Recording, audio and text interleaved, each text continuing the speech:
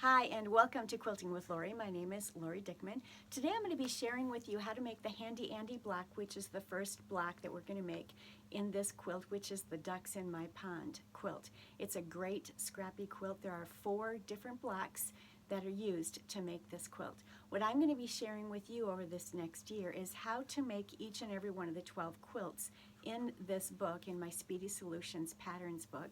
And for this particular quilt, there are 4 blocks. I'm going to show you how you can pull the scraps from your scrap stash to make the blocks for this quilt. I brought you to my tabletop here to show you the quilt and the block we're going to be making. And in this book, this is the quilt. This is the wall quilt. And there's also a pattern for a queen size quilt in here. And let me show you what it looks like. It's this one right here. So this does have a couple of different patterns. It gives you yardage in here as well as what you need for scraps. We're going to be making this first block here, the Handy Andy Black, this week, and I wanted to share with you what you're going to need to pull. I went to my scrap stash and I pulled the 3-inch container and the 2.5-inch container because I needed squares from both of those.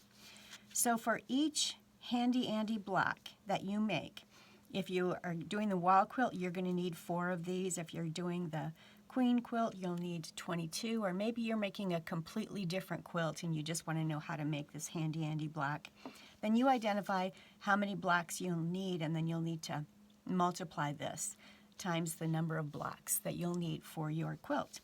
But we need 3 of the light squares, and it shows peach in the pattern itself, and 6 of the 3-inch light squares, which shows peach in the pattern, 6 of the 3-inch dark squares, and it shows green in the pattern. They are for our half square triangles. And so I've pulled these, and I've actually started making some of those. I'm doing this very scrappy.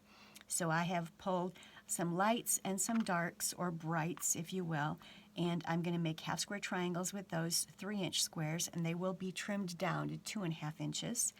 And then we also need 4 of the 2.5-inch light squares in peach, 4 of the 2.5-inch medium squares in salmon, and they're for this area right here. So I have pulled, these are my lights. These are what I'm going to be using for my peaches, or various golds. And then we also need 1 2.5-inch dark square. I realized I forgot to pull that over here, so I need to grab one more square from my container. And then we need 4 2.5-inch dark squares that are burgundy, 4 2.5 that are light squares, and they're light blue in the pattern here. And these are going to make quarter square triangles. So what I have pulled for one block is right here, everything that I need for one block. I just want to clarify a couple of things. These 4 2.5-inch light squares are what I'm going to be using in place of the peach. These 4 2.5-inch medium squares are what I'm going to be using in place of the salmon.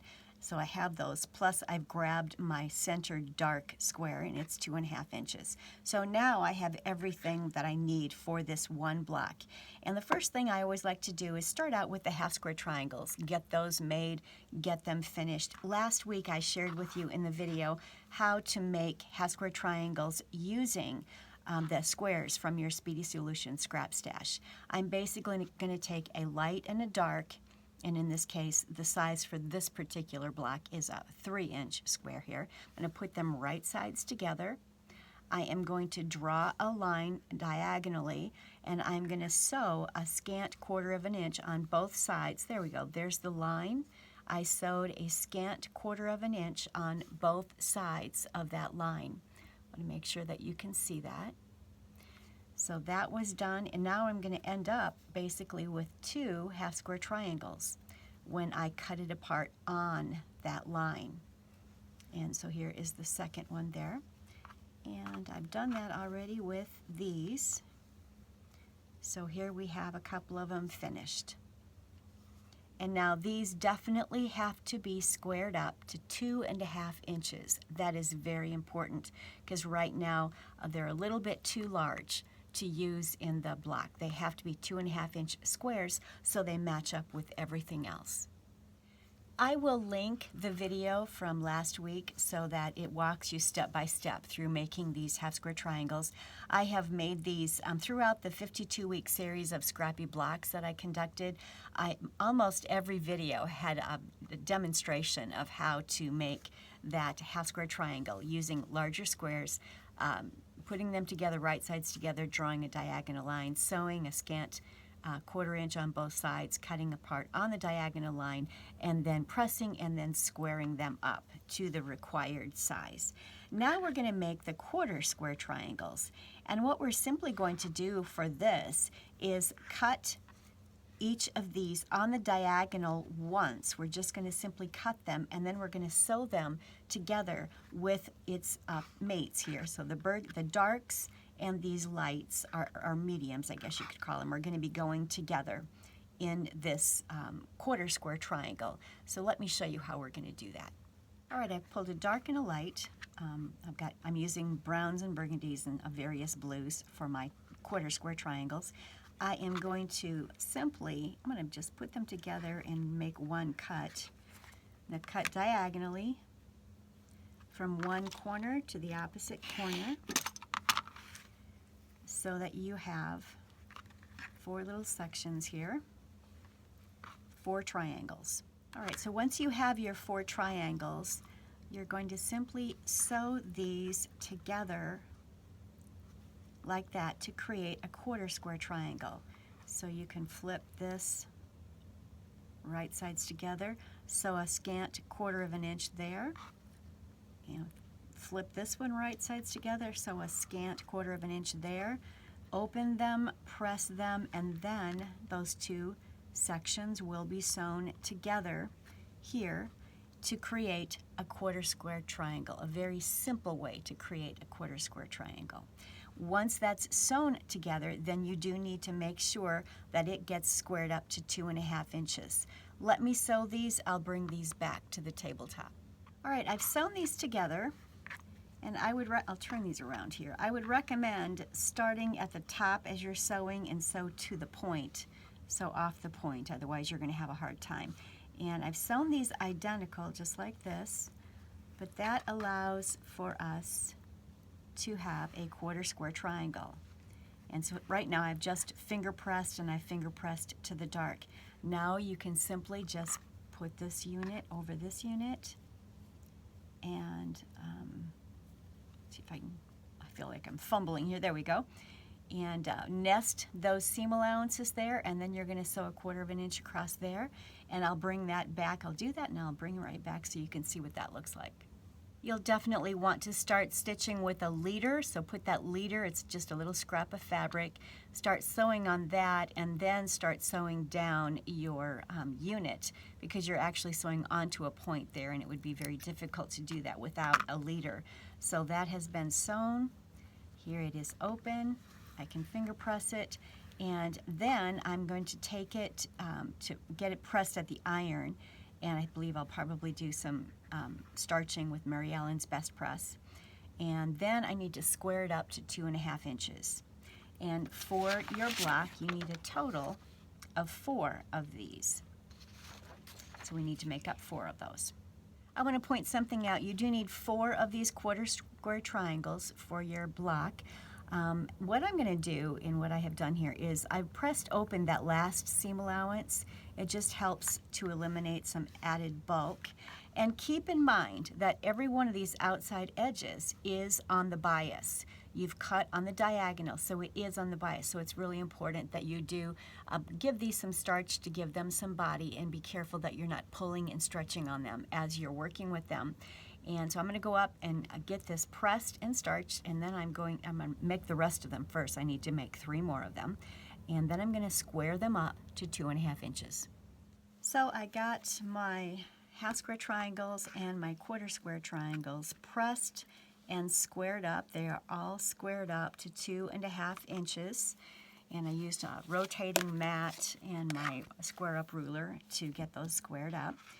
So everything is ready to go now, so I can lay out my block and put it together. So So I'm going to follow the picture here and lay it out. I'm going to move all of this off the side. I'm going to start with the center, which is the dark square in the center. And then we have the quarter square triangles that go around it. And just be careful as you are laying them out to ensure that the dark parts of the quarter square triangles are in that arrangement here, that they're oriented like that. You don't want to put them like this. Make sure that the darks are all oriented and going kind of in a circle there. It's creating a star. If you look at it, you can see a star. So that's done. Now I'm going to put in what the pattern shows, salmon color. I'm going to put these in here. So now I've got the very center of it done. And then I have these four. This is all 2.5-inch squares. Now I'm going to take the light squares and I am going to place those. It appears that they are going to match up to the outside edge of each of these square triangles. So we've got that put together. Now, I actually have a couple of extra one of my half square triangles. I miscounted on these and I made a few extra, which is fine. I'll just put them back in my 2.5-inch container and use them in the future. But when we're putting these half square triangle units together, keep an eye on the photo so that you're actually laying things out in the direction that they're supposed to go. So let's see here, that goes that direction. Let's grab a different one. I want this to be kind of scrappy.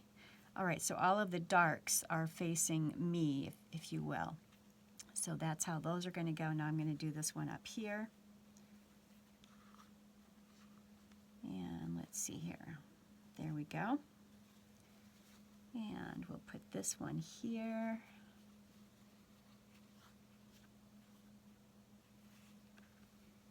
And we'll put this one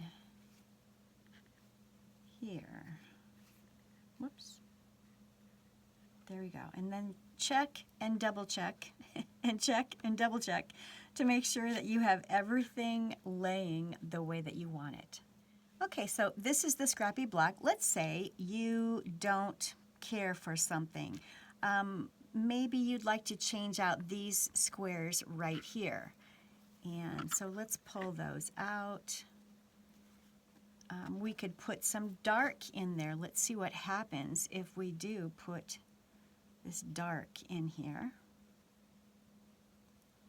All right, we can, that's interesting. You might want to use that. Totally up to you. I'm just giving you some ideas. It's fun to play. It's give yourself license to play. All right, so here are very light squares where that center star is really popping there. So these are some ideas for you to think about. You don't have to create the pattern exactly as I have. In fact, this one is quite scrappy based upon this, but you can change out your values. Where something on the pattern might call for a light, make it a dark. Where something might call for a medium, make it a light. Whatever you want, just play and have fun. That is what's so enjoyable about playing with fabric and color, is just the fun that you can have. So now let's go back to those medium colored squares that I had originally. So let me know what you think. Which one would you go with? Would you go with the medium? Would you go with the light? Would you go with the dark in those spots? Or maybe we could even change them out here and make it completely different. How fun is that? I'd love to hear from you. Let me know your thoughts. So I am going to be creating a video on how to web a block together, which you can also web quilts together.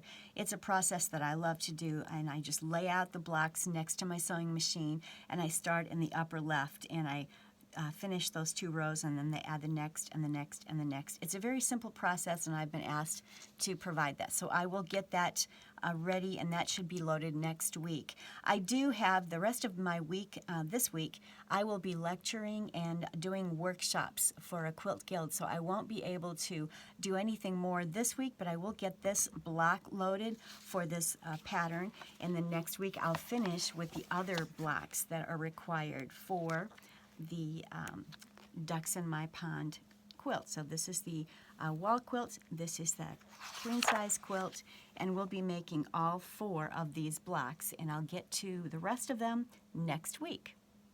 So thank you so much for stopping by my channel today. If you do like the content that I provide, please don't forget to like and subscribe and share this video with your friends and your quilt guilds.